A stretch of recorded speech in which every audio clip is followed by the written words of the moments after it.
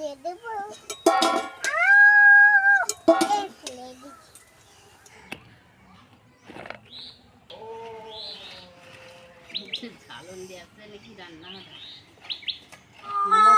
বাঙালি অনু কিচেনে সবাইকে স্বাগত। আজকে আমি রেসিপি দেখাবো এই মটরশুঁটির কাবাব। এক বাটি মটরশুঁটি নিয়েছি আর এই চালটাকে ভিজিয়ে নিয়েছি। এই বাটিতে করে চাল নিয়েছি আর এই যে সুজি নিয়েছি। সুজি, চাল আর মটরশুঁটি দিয়ে কাবাব তৈরি করব। রেসিপিটা প্রথম থেকে শেষ অবধি দেখতে থাকুন। কাবাবের জন্য এই যে মটরশুঁটিগুলো আছে, এই মটরশুঁটিগুলো ভালো করে ধুয়ে নিয়েছি। এবার মটরশুঁটিটা বেটে নেব আর চালটা বেটে আনবো।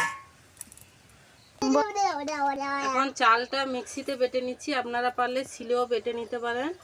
আমি মিক্সিতে বেটে নিচ্ছি। বেটে নিয়েছিলাম, এবার ঢেলে নেব।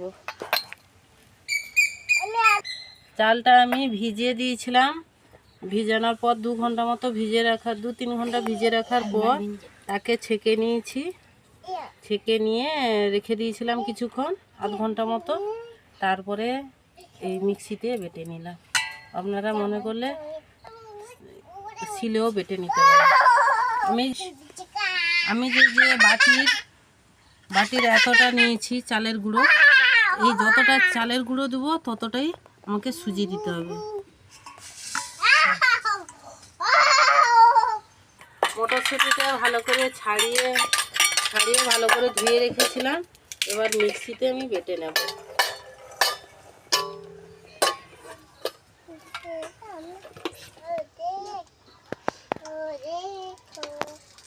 মটরশুঁটিটা পেস্ট করে এনেছি, খুব পিনো করিনি। এবার এটা চালের গুঁড়ির সাথে মিক্সড করে নেব।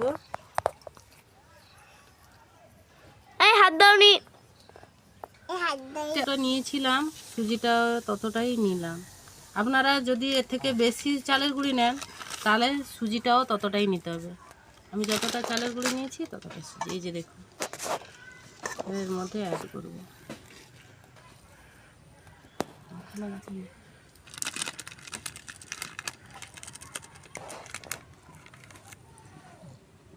হলুদের গুঁড়ি দিলাম,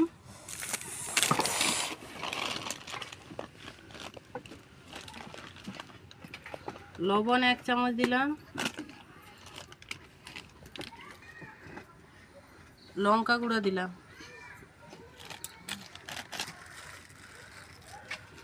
1 চিমটে জোয়ান দিলাম, হিং দিলাম। এতে জোয়ান আর হিংটা দিলে টেস্ট মানে কাবাবটা খুব সুন্দর হয়, খেতে ভালো লাগে। এবার এটা আমি মাখিয়ে নেব ভালো করে।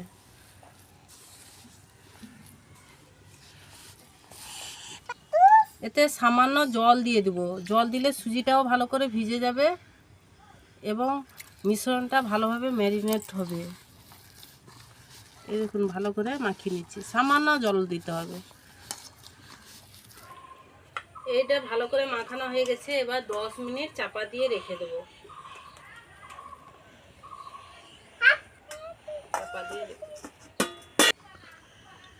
তেল দিয়ে দিলাম কাবাব হওয়ার জন্য। 10 মিনিট পর চলে এলাম, দেখুন কি সুন্দর হয়েছে। এর মধ্যে আমার গরম মশলাটা দিতে মনে নেই, গরম মশলার গুঁড়ো একটু দিয়ে দেবো আর সামান্য আমচুরের পাউডারও দিয়ে দেবো। এই গরম মশলা গুঁড়ো একটু দিয়ে দিলাম।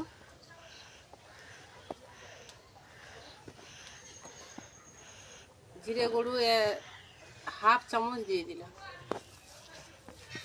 এবার এটাকে ভালো করে মাখিয়ে নেব। কচি সরে যা, আগুন ঠিক যাবে, তেল ঠিক যাবে, একদম সরে যা।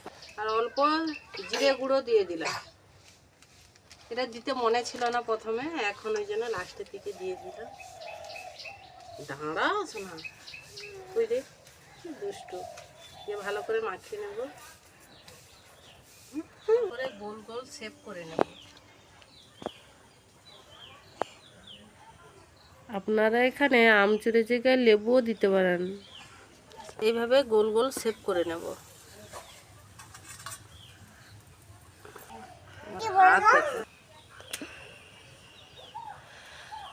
বনো বড়া বানাচ্ছে। আর বলনি, এত বদমাশি করছে। এইভাবে পুরোটা সবগুলো আমি এইভাবে গোল গোল করে শেপ করে নেব।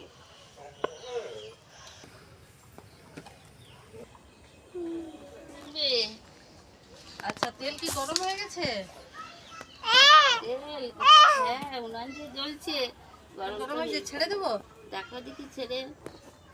ছেড়ে দিয়ে এদিকে তৈরি করে ছেড়ে দিই একটা।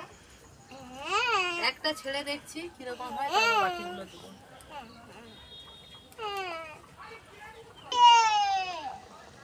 দেখতে খুব সুন্দর লাগছে বন্ধুরা। এইরকম খাবার তৈরি করা হচ্ছে, করতেছি। তোমরা ঘরেতে ভাই বোনদের খাওয়াবেন, আর ভালো লাগলে কমেন্ট করবেন, একটু লিখে কমেন্ট পাঠাবেন, একটা লাইক দিবেন। কি সুন্দর লাগছে। ও খুব সুন্দর হ্যাঁ, খুব সুন্দর হয়েছে। হ্যাঁ, মনে হচ্ছে খুব দারুণ খেতে লাগবে। ভালো লাগবে।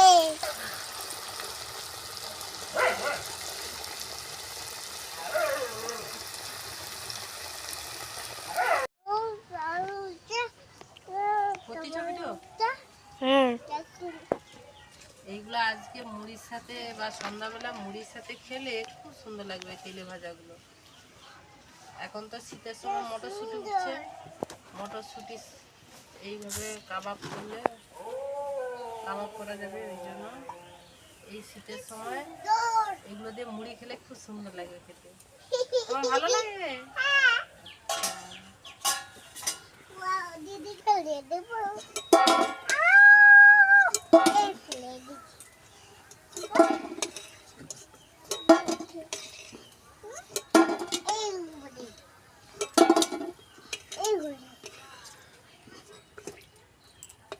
কালন দিয়ে নাকি রান্না হয়। বাস বাস। সত্যি অসাধারণ খেতে, এত সুন্দর টেস্ট হয়েছে আর মজমজ হচ্ছে। এই যে দেখুন মজমজ করছে, আওয়াজ হচ্ছে। কি সুন্দর মজমজ হয়েছে আর খুব সুন্দর লেগেছে। মুড়ির সাথে খেলে তো ভালো লাগবে, টমেটো সসের সাথেও খুব সুন্দর লেগেছে। দেখুন কি সুন্দর মজমচে হয়েছে, ভিতরটা কিরকম হয়েছে দেখুন।